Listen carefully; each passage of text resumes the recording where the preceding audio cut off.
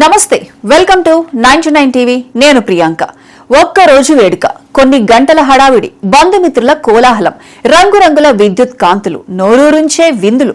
కానీ ఆ కొన్ని గంటల వెలుగుల వెనుక ఓ జీవితకాలపు చీకటి దాగుందా? ఒక్కరోజు ఆడంబరం కోసం ఓ 30 లక్షల రూపాయల సంపద బూడిదలో పోసిన పన్నీరవుతోందా? నా జీవితంలో నేను చేసిన అతిపెద్ద ఘోరమైన తప్పు ఇదే అంటూ ఒక భారతీయ యువతి సోషల్ మీడియా వేదికగా చేసిన ఒక్క పోస్ట్ ఇప్పుడు దేశవ్యాప్తంగా పెను సంచలనం సృష్టిస్తోంది. అసలు ఆ యువతి ఎవరు? 30 లక్షల ఖర్చు వెనుక ఉన్న ఆవేదన ఏంటి? మన సమాజం నడుపుతున్న బిగ్ ఫ్యాట్ వెడ్డింగ్ మాఫియా లేదా ఆడంబరాల ఉచ్చులో నేటి యువత ఎలా చిక్కుకుంటోంది? ఇది కేవలం ఒక ఇన్స్టాగ్రామ్ పోస్ట్ కథ మాత్రమే కాదు, ప్రతి మధ్యతరగతి, ఎగువ మధ్యతరగతి కుటుంబం ఎదుర్కొంటున్న సైలెంట్ కిల్లర్ కథ. Let's watch this exclusive report. భారతదేశంలో పెళ్లి అంటే కేవలం ఇద్దరి మనసుల కలయిక మాత్రమే కాదు, అదొక సామాజిక హోదా, అదొక ఆడంబరాల ప్రదర్శన. పక్కవాడు మెచ్చేలా ఉండాలి, బంధువులు కుళ్ళుకునేలా ఉండాలి, సోషల్ మీడియాలో రీల్స్ వైరల్ అవ్వాలి. ఇది నేటి తరం ఆలోచన, లేదా సమాజం వారిపై రుద్దుతున్న ఒక అదృశ్య ఒత్తిడి. కానీ ఈ వెలుగుల వెనుక దాగి ఉన్న భయంకరమైన ఆర్థిక సత్యాన్ని నిలదీసింది ప్రణతి అనే యువతి. ఇన్స్టాగ్రామ్ లో ఆమె పెట్టిన ఒక్క పోస్ట్ ఇప్పుడు ఇంటర్నెట్ కాన్సెప్ట్లనే ఊపేస్తోంది. తన రాబోయే పెళ్లి కోసం ఏకంగా 30 లక్షలు ఖర్చు చేయాల్సి రావడంపై ప్రణతి తీవ్రమైన ఆవేదన, విచారం వ్యక్తం చేసింది. సమాజం విధించిన వింత ఆచారాలు, సామాజిక నిబంధనల కోసమే తాను ఈ భారీ మొత్తాన్ని నీళ్లలా ఖర్చు చేయాల్సి వస్తోందని బహిరంగంగానే తీవ్ర అసహనం వ్యక్తం చేసింది. 20 ఏళ్ల వయసున్న యువతి యువకులు తమ కష్టార్జితాన్ని లేదా తల్లిదండ్రులు ఏళ్ల తరబడి కూడబెట్టిన సంపదలో మెజారిటీ భాగాన్ని కేవలం ఒక్కరోజు వేడుక కోసం ఎందుకు తగలబెడతారో నాకు ఇప్పటికీ అర్థం కావడం లేదు. ఇది ప్రణతి వేసిన సూటి ప్రశ్న. 30 లక్షలంటే ఏంటి? కేవలం ఒక్కరోజు క్యాటరింగ్, డెకరేషన్, ఫోటోగ్రఫీ బిల్లు మాత్రమేనా? కాదు. ప్రణతి లెక్కల ప్రకారం ఆ 30 లక్షల రూపాయలు అంటే ఒక సొంతింటికి కట్టే డౌన్ పేమెంట్.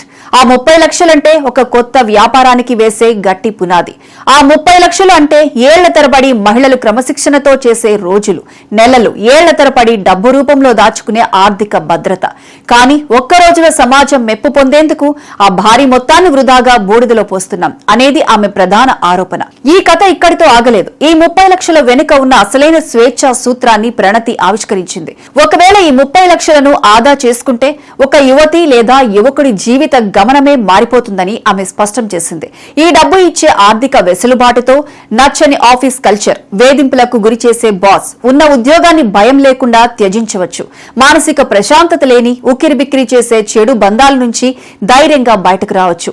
కెరీర్ లో కొత్తగా ఏదైనా సాధించాలనుకున్నప్పుడు లేదా విరామం తీసుకోవాలి అనుకున్నప్పుడు ఒక భరోసా లభిస్తుంది. మనం పుట్టినప్పుడే తల్లిదండ్రులు ఈ మొత్తాన్ని మన పేరిట పెట్టుబడి పెట్టడం ప్రారంభిస్తే మనకు 25 ఏళ్లు వచ్చేసరికి వారు కేవలం పెళ్లి మాత్రమే కాదు, జీవితకాలపు ఆర్థిక స్వేచ్ఛను బహుమతిగా ఇచ్చిన వారవుతారు. పెళ్లిళ్లు జ్ఞాపకాలను మాత్రమే ఇస్తాయి, కానీ సంపద ప్రశాంతతను, సౌకర్యాన్ని ఇస్తుంది అంటూ ఆమె ఆడంబర పెళ్లిళ్లకు స్వస్తి పలికింది. భారతదేశంలో వివాహ పరిశ్రమ ఏటా లక్షల కోట్ల రూపాయల వ్యాపారంగా మారింది. ఒక మధ్యతరగతి కుటుంబం తమ జీవితకాల సంపాదనలో ఏకంగా 20% నుండి 30% వరకు కేవలం వివాహ వేడుకలకే వెచ్చిస్తున్నట్లు ఆర్థిక నిపుణుల నివేదికలు స్పష్టంగా చెబుతున్నాయి. నేటి సోషల్ మీడియా యుగంలో డెస్టినేషన్ వెడ్డింగ్లు, ప్రీ వెడ్డింగ్ షూట్లు, డిజైనర్ వేర్ల పేరుతో ఈ ఖర్చు పరిమితులు దాటిపోతోంది. ప్రణతి లేవనెత్తిన పాయింట్లు కేవలం ఒక వ్యక్తిగత అభిప్రాయం మాత్రమే కాదు, నేటి తరం ఎదుర్కొంటున్న ఆర్థిక సంక్షోభానికి అద్దం పడుతున్నాయని సామాజిక విశ్లేషకులు భావిస్తున్నారు. వివాహ వేడుకల ఆడంబరం కంటే ఆ తర్వాత ప్రారంభమయ్యే జీవితానికి అవసరమయ్యే ఆర్థిక స్థిరత్వానికే నేటి యువత ప్రథమ ప్రాధాన్యత ఇవ్వాలని నిపుణులు హెచ్చరిస్తున్నారు.